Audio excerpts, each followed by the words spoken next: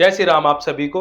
आज देश की यूनिवर्सिटी में पढ़ने वाला छात्र, क्लास लेने वाला शिक्षक और फैसला लेने वाली राज्य सरकारें तीनों एक ही सवाल पूछ रही हैं, यूजीसी आखिर चाहती क्या है। यूजीसी यानी यूनिवर्सिटी ग्रांट कमीशन, भारत की वो संस्था जो तय करती है कौन सी यूनिवर्सिटी मान्य होगी, कौन पढ़ा सकेगा और शिक्षा का स्तर क्या होगा। असल में जो हमारे देश की यूजीसी है उसका काम शिक्षा की गुणवत्ता को सुधारना और शिक्षा को और अधिक मजबूत करना है। लेकिन यहाँ पर हमारी जो यूजीसी है वो एजुकेशन को अपने कंट्रोल में लेना चाह रही है, अपने नियंत्रण में लेना चाह रही है।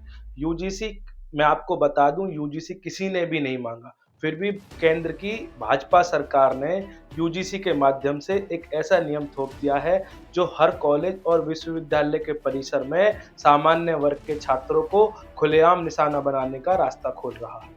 रोहित वेमुला जैसे मामलों पर बवाल मचाने वाली सरकार ने अब promotion of equity in higher education institution regulation 2026 नाम से एक नया बिल लागू कर दिया है।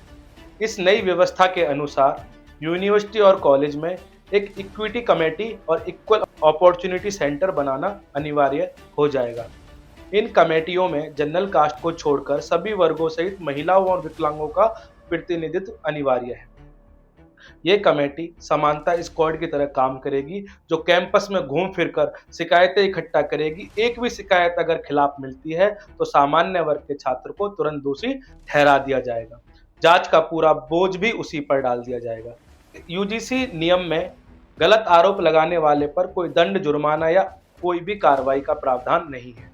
फर्जी शिकायत करने वाले को कोई सजा नहीं होगी, जबकि आरोपी सामान्य वर्ग का छात्र मानसिक यातना, अपमान और करियर बर्बादी जैसी चीजें झेलता रहेगा। यह ठीक वैसे ही है जैसे यूपीए के कम्युनल वायलेंस बिल में हिंदू को आक्रांता दिखाया जाता था। यूजीसी के इस नियम में सामान्य वर्ग के हर लड़के को आक्रांता और भेदभाव करने वाला मान लिया जाएगा। लेकिन इस सरकार का असल मकसद सामान्य वर्ग को कैंपस से डराना और बाहर करना है। रोहित वेमुला मामले में भी यही सरकार, केंद्र की भाजपा सरकार, अपनी छाती पीट रही थी।